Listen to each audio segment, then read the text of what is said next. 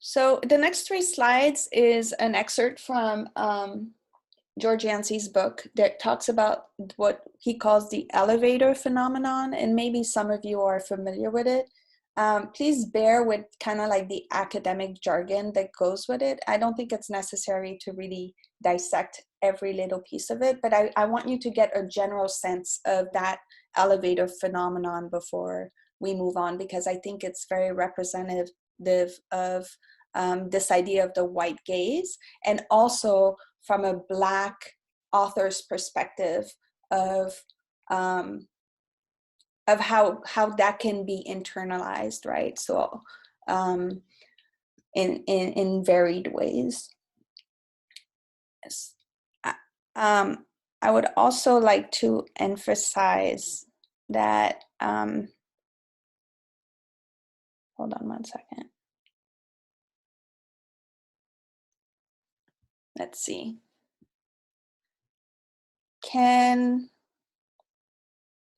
I don't know if, Charles, I don't know, would you be able to read the first slide? Sure. Unlike Black bodies physically confiscated from Africa, my body is confiscated within social spaces of meaning construction and social spaces of transversal interactions that are buttressed by a racist, value-laden episteme. It is a peculiar experience to have one's body confiscated without physically being placed in chains.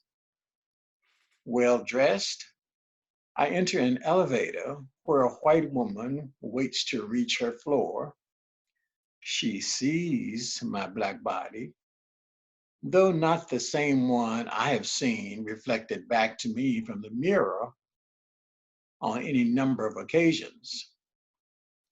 Buying into the myth that one's dress says something about the person, one might think that the makers of my dress, suit, and tie should ease her tension.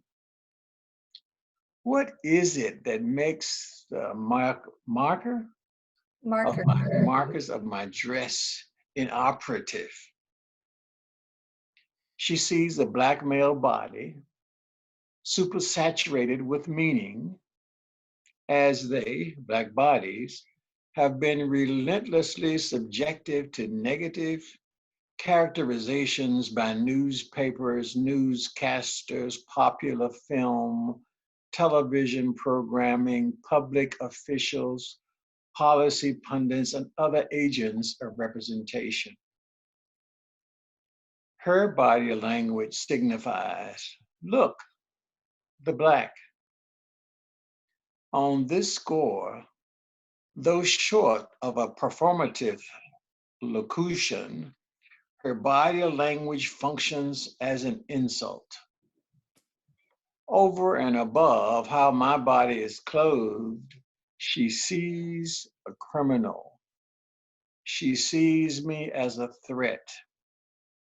She might be said to see a Black, fleeting expanse, a peripherally glimpsed vague presence of something dark, forbidden, and dreadful.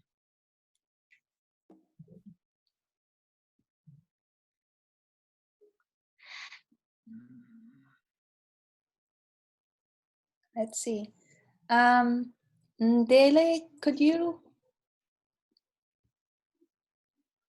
read that for me, please, if you don't mind? Can you see the screen okay?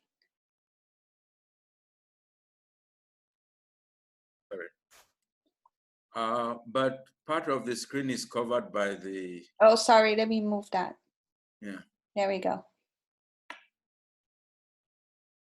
Can you see it okay? No. Okay. No, no worries. Do you want me to read it, Liz? I can Yeah, say. that's good. I can read it now. Oh, he can read it.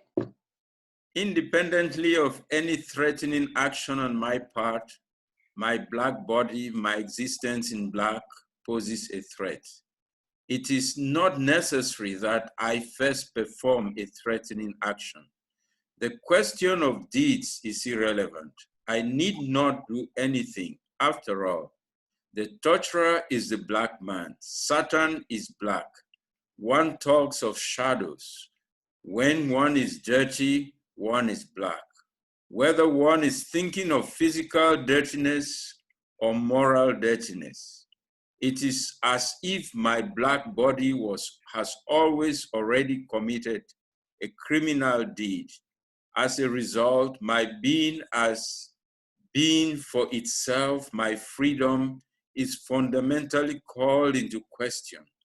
I walk onto the elevator and she feels apprehension.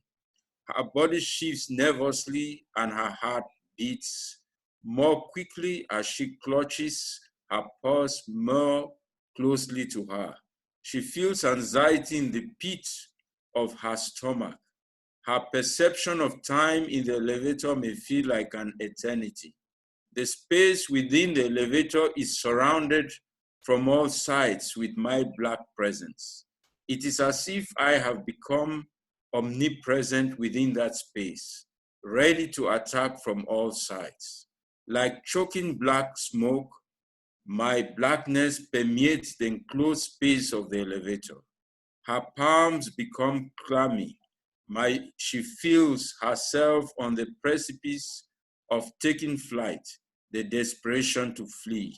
There is panic, there is difficulty swallowing, and there is a slight trembling of her white torso, dry mouth, nausea.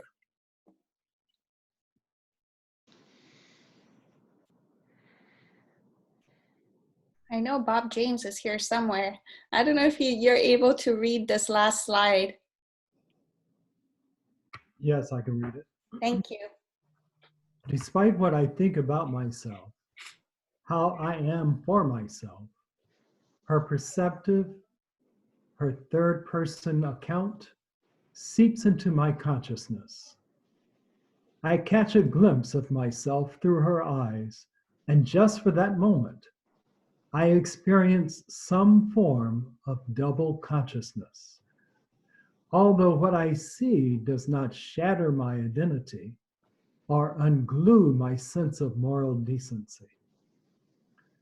Despite how my harmless actions might be construed within her white racialized framework of seeing the world, I remain capable of resisting the white gaze's entry into my own self-vision. I am angered. Indeed, I find her gaze disconcerting and despicable. As I undergo this double consciousness, my agency remains intact. My sense of who I am and how I am capable of being, that is, the various ways of which I am capable of deploying an oppositional form of representation, has not been eradicated. I know that I am not a criminal or a rapist. At no point do I either desire to be white or begin to hate my dark skin. And while I recognize the historical power of the white gaze, a perceptive that carries the weight of white racist history and everyday encounters of spoken and unspoken anti-Black racism, I do not seek white recognition. That is the white woman's recognition. Though I would prefer that she does not see me in terms of the Black imago, whatever, in the white imaginary, I am not dependent upon her recognition. Thank you.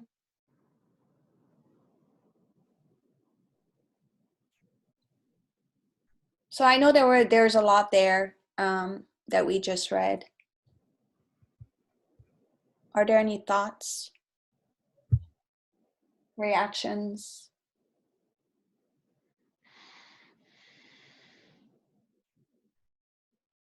I just had a thought of, I have a friend who says in very has upset a lot of people that I know. She's a Black woman who says that white women are the most privileged in society. And just reading this made me think of the fact that I move through spaces, white spaces and person of color spaces without, and very seldom have I had any sort of pushback in being in spaces that are, mixed or sort of uniracial perspective or spaces. And so just from my experience, I've never experienced anything like this. I've never gone onto an elevator that I've noticed and ever made anybody uncomfortable. And that to me seems very, very specific to white women. And that's, I guess, how I relate to this, is thinking that very much empathy for just being you and being a totally normal person and getting on an elevator, and just the mere physicality of you making another person feel uncomfortable.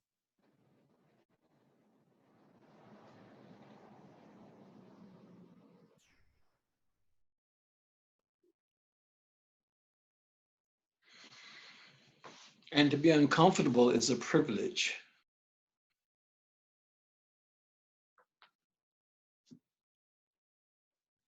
Can you elaborate?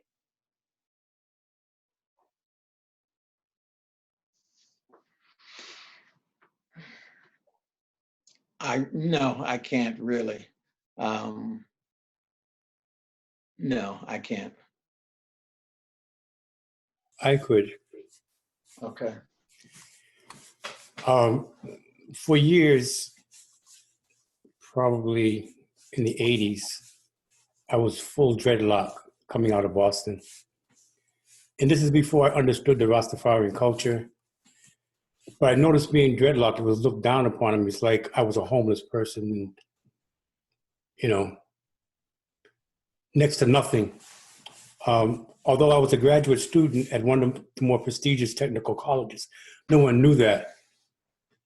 It was an interesting experience because I felt like I was a mailman, like I was anonymous.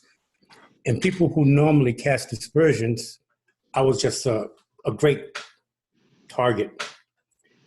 And I welcome it, because when you're going through college, you don't necessarily have the spending capacity to dress and ties. But it became almost like a hobby to watch how people white gaze me or blind spotting or whatever. It was so natural for them to do. And I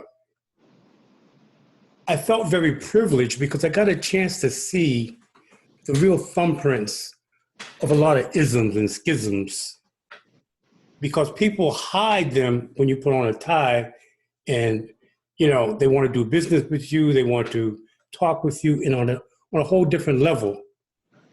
But if you appear to be homeless or one of those others, then you see the real identity of peoples. It wasn't necessarily all people, not all white people, not all white women or all white men, which again was very unique and privileged to see that all white men and all white women were not the same. And so as I began to listen and not feel traumatized by making people feel uncomfortable, even when I walked into an office, I learned how to listen with my heart and not my ears, and see with my heart as opposed to my eyes. Because yes, I did see the pictures of the people helping Africans in Africa. And yeah, there is a whole political narrative to that. But I was grateful that help had come. And yes, as I traveled throughout Africa by myself, one of the first questions that people would ask me was I with the Peace Corps? And I would say no. And they would look at me like, well, who is he? So just the experience of being yourself oftentimes will cause people to see you differently. But learning to listen with one's heart, the white gaze, I think, is there a black gaze? If so, learning to listen with your heart, seeing with your heart, seeing with your soul, seeing with your values, your principles, so that you're not casting them on others. So yeah, it is a privilege to feel, as one would say, the subject of this kind of feeling. In some sense, I sort of gained a sense of superiority when I talked with department heads who I knew were racist. And they talked to me like, there's two people in the room, and one of them belched. And the other one said, and then one said, who belched? Well, there's only two of us in the room. This is the kind of absurdity that many people of color go through. Is one person will do something and they will turn around and ask, who did it? So that's my response to that. I do want to say one thing. If I have the statue to tell others that I feel uncomfortable, I'm saying that because I feel uncomfortable, then you need to do something about that. It's important that I am comfortable. That has priority. What my feelings are like has priority in this situation. So there's a privilege that's owed to me. Why? Why is that owed to you? What's unique about you that makes this atmosphere determined by your feelings? So then it goes back to the whole thing about, about privilege in the society and who has power and all that. May I make a brief? This is this can be mild or it can be deadly. And I don't think that in any way we should take this as something that we can look over, because the deadliness of it is what's getting Black men killed. And they can say, well, I felt, what is the word? I felt threatened. Huh? Threatened. Threatened. I felt threatened, even though the person is walking down the street, or in last case, running and having nothing to do with you. You run after him to kill him. So this is a very serious thing, and white women who respond this way when they are anywhere close to a Black man, those who do respond this way, they can get a Black man killed and have gotten a Black man killed because they were uncomfortable. Yeah. And so this is a really serious thing that I think should not be minimized in any way. Thank you. Thanks, Sue. I'd Catherine, also like, I see. Oh, go ahead, please. yeah, I'd like to say a quick comment. I was just kind of observing people when is it Omobawa? How you pronounce your names? I'm so sorry. Omobawale? Omobawale. Omobawale. I was just looking at white people's reaction when you said not all white people are the same. Everyone was like, yes, yes. There was this immediate sense of, oh, I don't have those inherent senses of some superiority. I'm so glad you're talking to me. And there's just this interesting kind of dynamic of, I feel safe now. The words you just used made me feel like I am not one of those people that are causing this harm. Yet there's so much below the surface that in their nodding when they reacted to that comment was very interesting. Mm-hmm. And I just wanted to kind of bring that to the discussion, is that Shoghi Effendi quite clearly talks about white people's inherent conscious and self-superiority. So I just wanted to kind of bring that to the discussion, and just, it was very interesting to see people kind of react like an affirmation of, I'm not one of those people that are racist. Mm-hmm. And it negates this inward looking process that is so important to discovering how rooted a culture that's based on the white experience has played into some of those comforts that we experience. Thank you.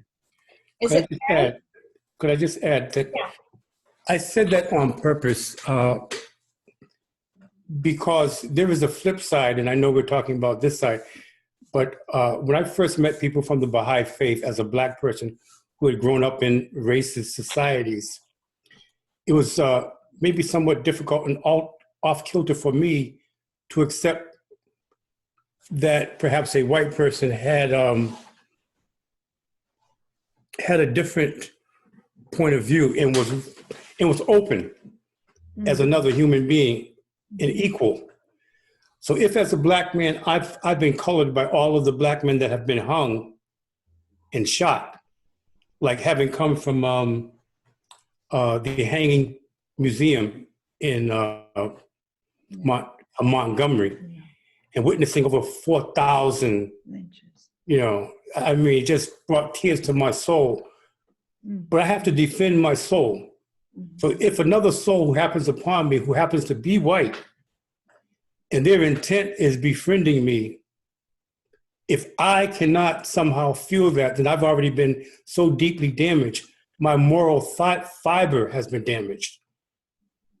And that's why I said what I said, because I'm listening to this conversation, and I think we have to be careful. It's like a video game. We have to make sure we don't go too far to the right, too far to the left, because there is a middle, and that middle represents truth. And I think we have to make sure that we're keeping that in focus and not paint everybody on one side or the other side, because there are people who I believe are navigating down the middle towards the oneness of humanity. And that, I think, is worth preserving. Thank you. Thank you for sharing that. Hold on, Jamie, just a second, because I want to get to Kathy Lee. She's had her hand up for a while. I did see her chat come up, but I did want to also add to Erin's comment that, you know, I don't want to put words into your mouth, but I think an interesting dynamic that happens in race discussions is that a lot of white people come to it wanting to leave not looking racist. Their whole goal is to come off, their whole purpose of attending these kind of sessions, or, you know, it's not always to come to understand the content, but more their motivation is just not to seem racist. Like, how can I get through this and get through this in one piece without nobody perceiving me as racist?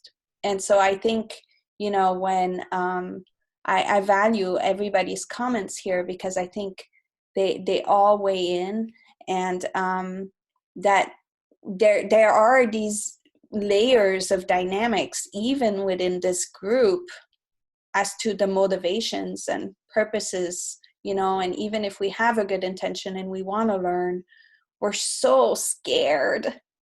We're so scared of this whole ideology that has like brainwashed us, that it's hard to focus on content, you know, more so than anything else. We want to be validated in some way. So I really appreciate all the wonderful comments that are being shared right now.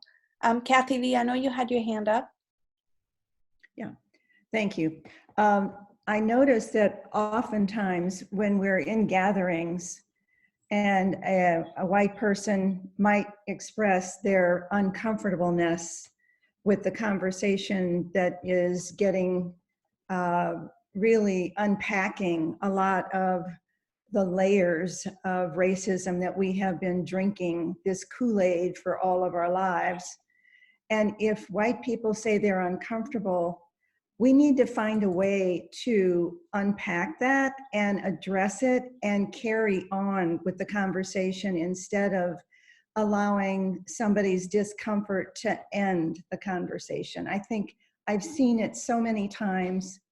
And I know that people who are uncomfortable may need some help in pushing beyond it in order to continue their learning curve.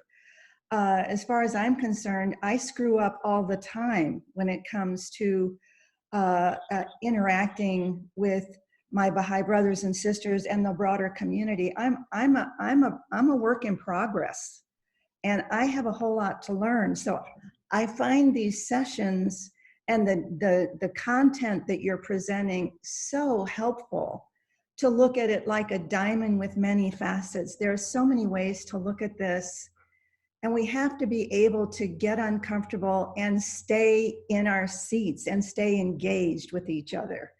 And then find out how everybody else in the room is feeling, including people of color. If they're uncomfortable with white people who just can't stand to be uncomfortable for 2 seconds, we need to also hear about that discomfort. We need to hear each other, and we need to be able to stay close to each other and hold each other through the power of the covenant and help each other work through our discomfort.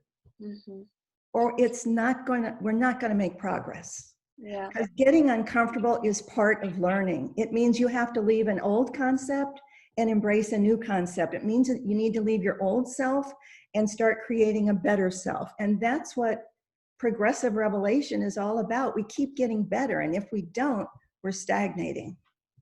And Kathy, I'd like you to read this in a second, the slide that I just put up, because I think it's relevant to what you were saying. But before you read it, I just wanted to emphasize and follow up on what you said in terms of people of color being uncomfortable. You know, this idea of Black spaces that a lot of white people aren't comfortable with because it excludes them. The reason why, from what I've understood, other people of color have said, these Black spaces are really important because there's no white gaze. Right? We can't control our white gaze. And so these spaces where people of color can come together without the white gaze is why, one of the reasons why they're so important. And so, you know, this backlash against, well, why can people of color come together in a space that excludes whites, but whites can't do that, is a question of power and who has the power to project the white gaze onto them, you know. So I just wanted to bring that up. Kathy, could you read this slide real quick? The white gaze as censoring. IJEOMA OLUO. To refuse to listen to someone's cries for justice and equality until the request comes in a language you feel comfortable with is a way of asserting your dominance over them in the situation. Yeah. I kind of skipped ahead just because I thought this was relevant to your comment, Kathy, in terms of, you know, being uncomfortable and what language and what tone of voice, right? Even just this idea of tone of voice and what is culturally appropriate, it's not culturally appropriate.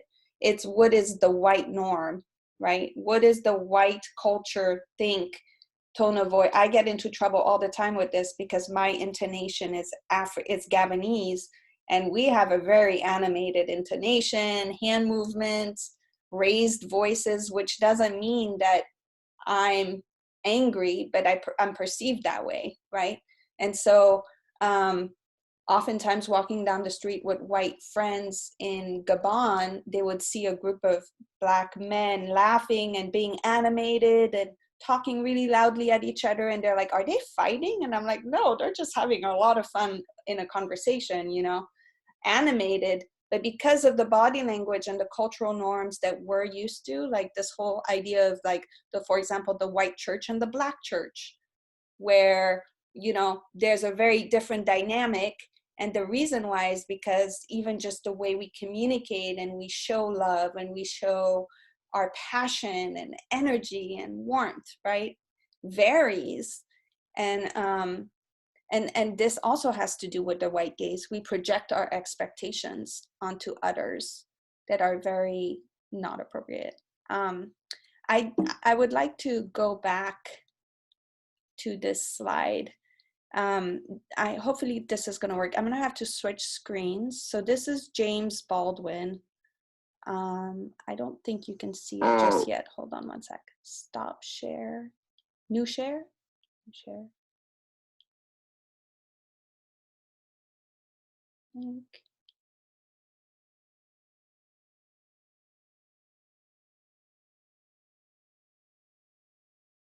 Does everybody see the screen? The new screen? She found repulsive. Do you see it? Does everybody see it? I can't hear you. We don't know which screen you're talking about, Lisa. Oh, I'm sorry. Do you see a YouTube video right now on the screen? Yes. Yeah. Great. That's what I meant. Thank you. So this is James Baldwin being interviewed on being Black in America in the and what's interesting, what I want you to listen to, and it's at the 6-minute mark, so just bear with me. He's talking about the white gaze. It's just a minute long. People walk. These people terrified. The town is still terrified because they don't not even on the obvious level about violence, but if they're not who I thought they were, who are they? Well, who? So they were talking about the boycott and how there was a boycott that happened, and he was talking about white people and how they're terrified, and they're like, well, because of the boycott, and they're like, well, if they're not who I thought they were, then who are they? And so here we go. The whites, southern and northern think the Negroes were. What is this image that you were? This is precisely what is so difficult to get down to. But let me try to put it this way. What is he? I don't know what white people see, when they look at a Negro anymore. But I do know very well that I realized when I was very young that whatever he was looking at, it wasn't me. It wasn't me. It was something he was afraid of. It was something to which he was attracted or which he found repulsive, but it wasn't me. I was not a man. Now, this image, I don't know what this image is, but it has something to do.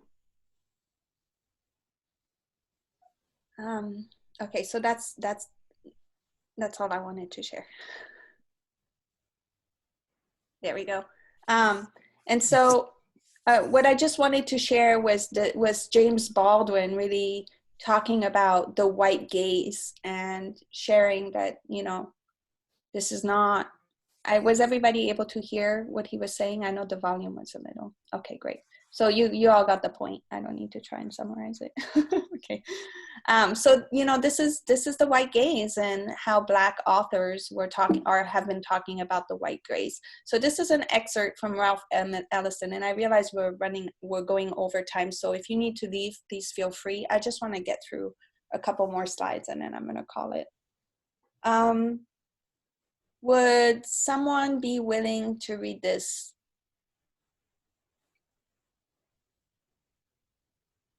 Preferably a person of color,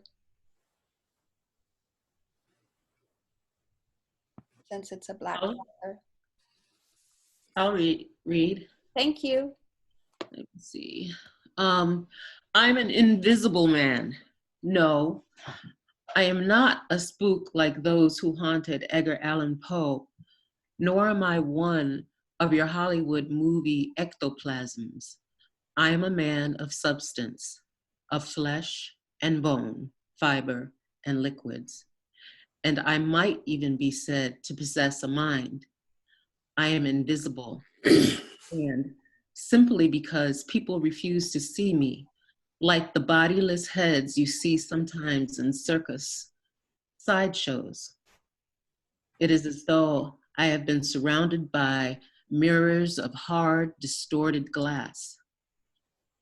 When they approach me, they see only my surroundings, themselves, or figments of their imagination. Indeed, everything and anything except me.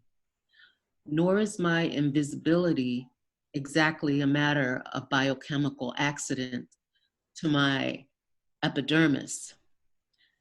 That invisibility to which I refer occurs because of a peculiar disposition of the eyes of those with whom I come in contact, a matter of the construction of their inner eyes, those eyes with which they look through their physical eyes upon reality. I am not complaining, nor am I protesting either. It is sometimes advantageous to be unseen, although it is most often rather wearing on the nerves. Then too, you're constantly being bumped against by those of poor vision. Or again, you often doubt if you really exist. You wonder whether you aren't simply a phantom in other people's minds, say a figure of a nightmare which the sleeper tries with all his strength to destroy. It's when you feel like that, out of resentment, you begin to bump people back. And let me confess, you feel that way most of the time. You ache with the need to convince yourself that you do not exist in the real world, that you're a part of all the sound and the anguish, and you strike out with your fists. You curse and you swear to make them recognize you. And alas, it's seldom successful.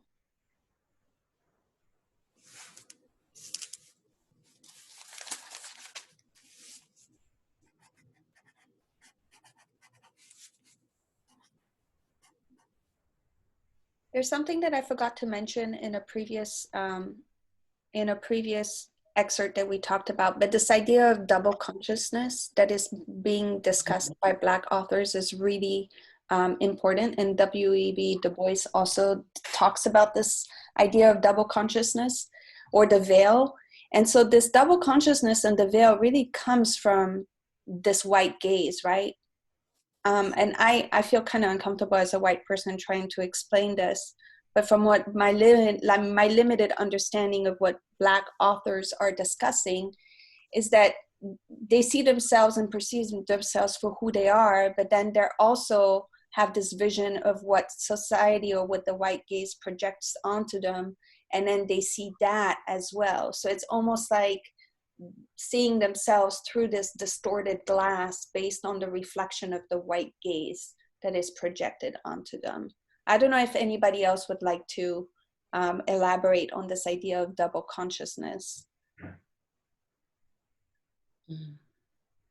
Well, let me say this. It is very difficult not to have this double consciousness as a Black person. Yes. Not just in America, but all over the world. Wherever you go, because of the white, you feel the consciousness, the superiority whenever you are in certain white circles. You know, so it's very difficult not to feel that consciousness because it's what the media is projecting. It's what the whole world is projecting. So it's very difficult not to feel what people are feeling about you, even though you know what you are and what you are able to contribute to the progress of humanity. Thank you for sharing. And then at that moment, you have to decide what is going to be your response. And what determines a person's response often is determined by what you expect from it. What's to your advantage or disadvantage? What type of image? Will it affect your life? Will it affect the thing that you're working on presently? All of those things go through. So then integrity of action often may have to be compromised. When I'm saying integrity in what one actually feels at that particular moment. You know, it depends upon how it's going to impact your life. So it's not only just being aware of the consciousness, but then also deciding on what to do with that in each situation. It kind of reminds me of what Sue was talking about, that you know, these ideas and the white gaze, it can't be minimized because of the way it impacts lives in such tragic ways. It can be a question of what job you get, who gets chosen for the position that you're applying for, or, you know, whether someone thinks you'd be valuable as a sports scholarship or as a scientist scholarship, right? And that really affects lives tremendously. Thank you for sharing. Would somebody like to read this? This is also in alignment. This is what W.E.B. Du Bois talks about when he talks about this double consciousness.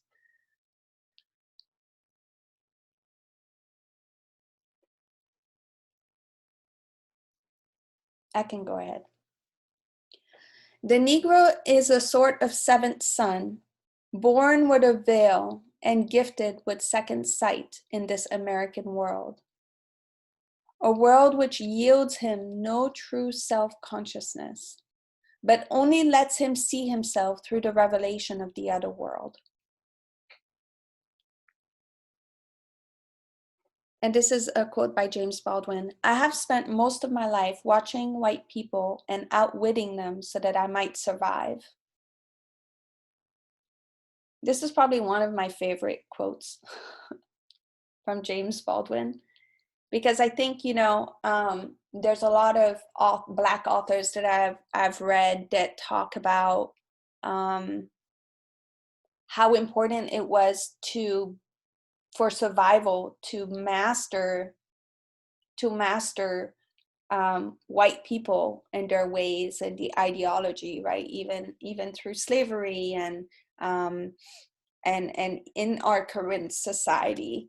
And also how white people become so uncomfortable and angered when they realize how well people know them, you know? So even just the discourse on whiteness, critical whiteness studies, and depicting and analyzing whiteness and the ways in which we use body language and we use storylines and we in our structure, right?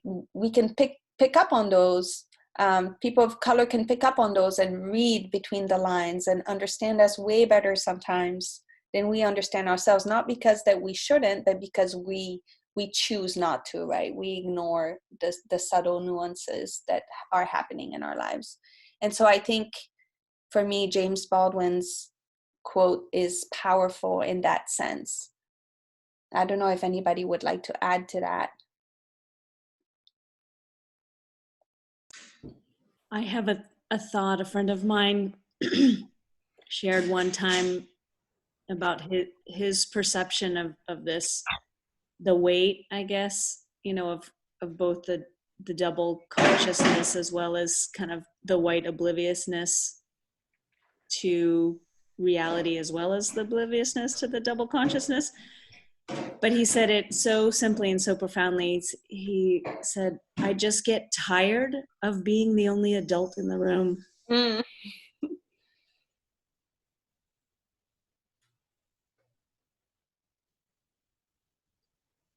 That's powerful.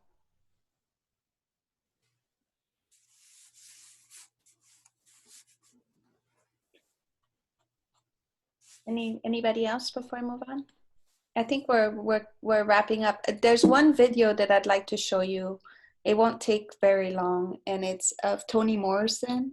And I saved it for last because, you know, there is also this excerpt that George Yancy talks about that relates to the white gaze as surveillance. But I think we're all very familiar with the way the white gaze surveils and polices. So I feel like I can kind of skip this. But I really like this excerpt. So, you know, if you're interested, feel free to email me and I can send it to you.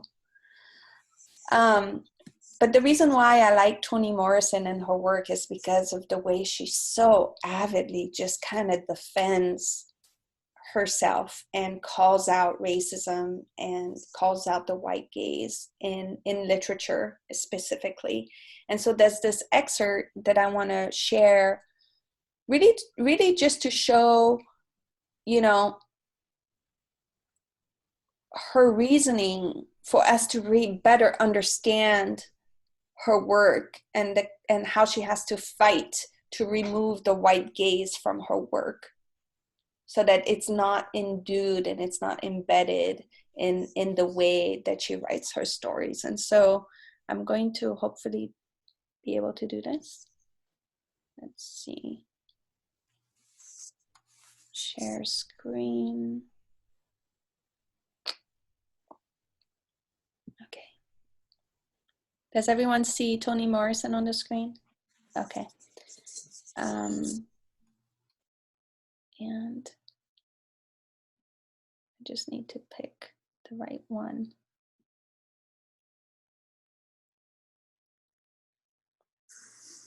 Rapport. Hold on one sec, but let me. The word we know comes from. But of course, in the actual play, Othello was never alone on stage, ever. He's always with somebody. So I had this one requirement. I got very interested in Desdemona, and of course in the people around her. But I said, Peter, I cannot write this unless you let me take Iago out. As long as he's in there, talks every minute, takes a whole conversation. Nobody knows what to do with him. They lie to him, or they try to please him, or they deceive. It's just like hopeless. He's in there, Now, that for me is part of what I think we were talking about earlier, which is connected not only to that gesture of removing of Iago, but also what has been happening more and more and more in my books. Actually, all of them, but to take away what I call the white gaze. Whose eye, whose language is controlling this? Well, in Othello, it's Iago. And when I began to write, the moment that I began to write, the publishing world vis-a-vis African Americans was leaning heavily toward, I call them get whitey books, but there's a better word for that.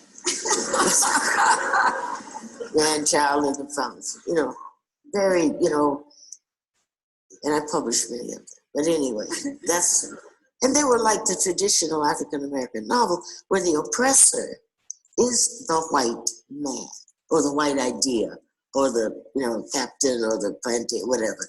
That's who they were confronting.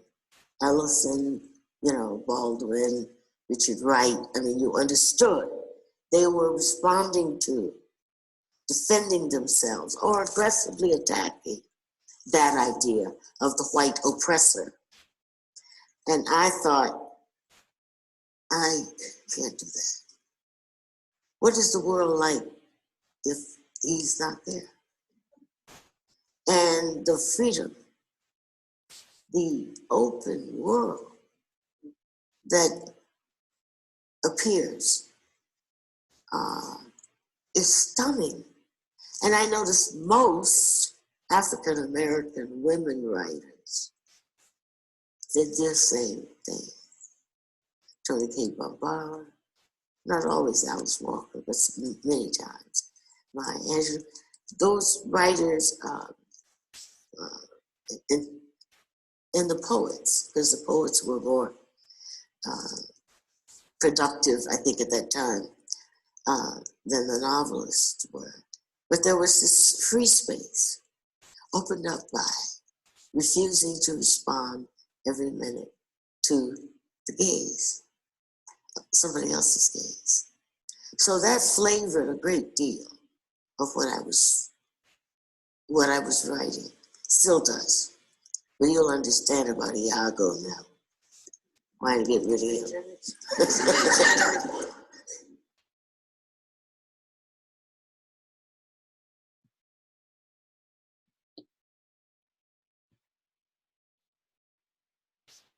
Okay, so Does everybody kind of get at why I was sharing this clip? Kathy Lee's like, yes. Because, you know, I think for all of us, you know, we need to start imagining the world without the white gaze. What would that look like, and how freeing it is to imagine. I was hoping someone could read this quote. I have 2 slides I want to go through and then I'm done. Could someone read this excerpt that talks about disarticulating the white gaze? I argue that disarticulating the white gaze involves a continuous effort on the part of whites to forge new ways of seeing, knowing, and being. I remain cognizant, though, of the reality that whiteness is a form of conscious and unconscious investment that many whites would rather die for than to call into question, let alone to dismantle. And so I wanted to leave you with that, with this idea that, you know, and the harsh reality that most white people are not willing to give up whiteness, or the white gaze, because it benefits them in some way. And so my challenge to you is one, depending on whether you're a white person or a person of color, to begin to reimagine what a world without the white gaze. How do we achieve it? How do we work towards that on a personal level? How do we do the inner work on the individual and collective level? And then I just wanted to end. So Chuck Egerton was kind enough to share this quote with me that I thought was inspiring, on the gaze.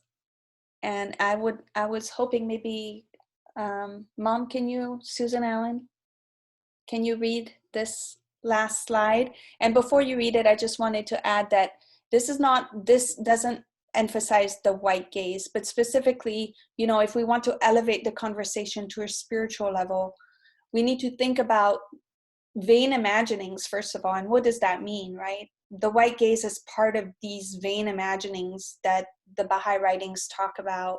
And the writings have talked about the gaze and what that means. And so I was hoping, here we go, to end with this quote. O ye lovers of this wronged one, cleanse ye your eyes, so that ye behold no man as different from yourselves. See ye no strangers, rather see all men as friends. For love and unity come hard when ye fix your gaze on otherness. And in this new and wondrous age, the holy writings say that we must be at one with every people, that we must see neither harshness nor injustice, neither malevolence nor hostility, nor hate, but rather turn our eyes toward the heaven of ancient glory. For each of the creatures is a sign of God, and it was by the grace of the Lord and his power that each did step into the world. Therefore they are not strangers, but in the family, not aliens, but friends, and to be treated as such.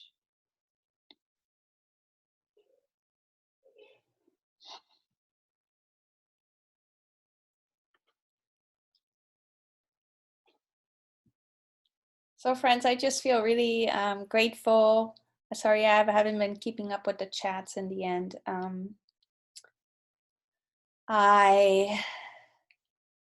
I'm just really grateful to have this space and to have been able to share such important conversations and ideas and topics, and you all really enriched the conversation, and I'm really grateful for that.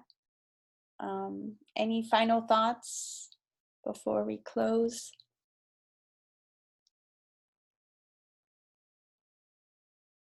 Thank you so much for hosting this and pushing us. It's an honor. Thank you. Thank you, Liz. I think we need more than one session on this. Right. I think we could just have a session where we discuss all the things that that we just heard today. But I want to, something that I'm thinking about here, just as a white man listening and learning, is that you know, I realize that I'm trapped in the white gaze too. You know, that I'm conditioned by it. It's formed my reality. And part of what I need to do is to know myself and to basically try to filter out that gaze, you know, to find, you know, how am I perpetuating this gaze? What am I doing that perpetuates this basically a lie? And, you know, how can I live my true reality, you know, my true spiritual reality? So I just wanted to say that it's very challenging. Like Kathy said, we're a work in progress. You know, there's so much more to do. I would never say I'm done with it. But it's a journey we're on together. And I really appreciate what you've offered today, Liz. Thank you. Liz, I also want to thank you for the presentation. And one of the things that Kathy said earlier in terms of making friends, I feel that is the best way of overcoming the issue of race, of racism. Making that close friendship, talking to individuals who are different from ourselves, sharing our hurt, our pain, our misunderstandings, and so forth. And you know, we can have sessions like this, and we can gain a lot of understanding from it. But the greatest understanding comes from interacting with others and trying to put into effect the things that we have learned. If we don't put anything into effect, you know, it's almost a waste of time. Now, the House of Justice did mention that in a letter that they sent to Chuck and me when we wrote to the House of Justice years ago, back in the 90s, that this has to have a component of action. Just can't talk about it. It has to have a component of action. Again, I thank you for this presentation. Thanks for joining. I want to thank the friends also for allowing me to join your meeting. To Liz, I would say this is one of the meetings that I feel like a breakout session, breakout rooms would really be meaningful, because everyone really needs to be talking to each other. There's no dominant view. When I hear white gaze, that means does I have a black gaze? So I mean, breaking up into breakout rooms, allowing each one who has something to say, to think and interact, I think would be a good part of this format as Thank well. you. I was thinking about that, but I don't really know how to implement that yet. So I will, you've inspired me to work on that. It's just a button. Oh, really? Yeah, that's all it is. Cool. All right. Okay. Thank you. It was such a pleasure to hear your perspective as well. I'm sorry I talk too much. No, you don't. I think you guys talk more. But I think that we in Rochester are struggling with the same concept. And the thing that I really compliment people on in my life, it's very seldom that you will see white people look at white people and challenge their own thinking. A lot of times when you're in a room, says anyone have a thought, there'll be a black person that speaks up. But really getting down to, I don't really know what white people think. I really, even at the age of 70 something, I'm still, and that's okay. But I think people themselves might want to think about how do they challenge their own values. You know, we were all raised in different families, raised in different faiths. What is it that constitutes us? You know, and I'd be very careful about taking on other people's labels, because when you do, you sort of see yourself through someone else's eyes. I think it's important to establish who you are, and I don't think there's any better way of doing it to the teachings of Baha'u'llah. So with that, I say goodbye. All right. Goodbye. Thank you, everybody. Have a wonderful end to your Thank you, Sunday. Liz. Thank you, Liz. This was wonderful. Thank you. Thank you. Happy Mother's Day, everyone. Thank you. How do I save the chat? Jeanette, are you still on by chance? I think it'll save automatically for you as the host. You get a transcript Okay. of that somehow. Okay. All right. Okay, wonderful. Okay, thank you, everyone. Thank you.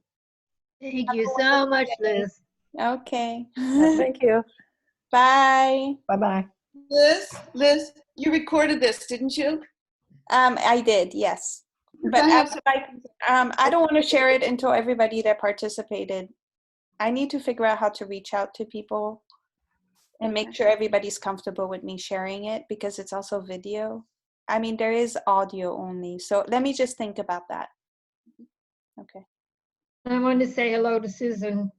Oh, Joan, yes, I was wondering if it was you. Yes, yes, the Joan B is me. So hello. I miss you. I miss you too. I miss everybody there. I always thought that I would come and live there. And then life just didn't turn out that way, and I feel so sad. Well, you could always come visit.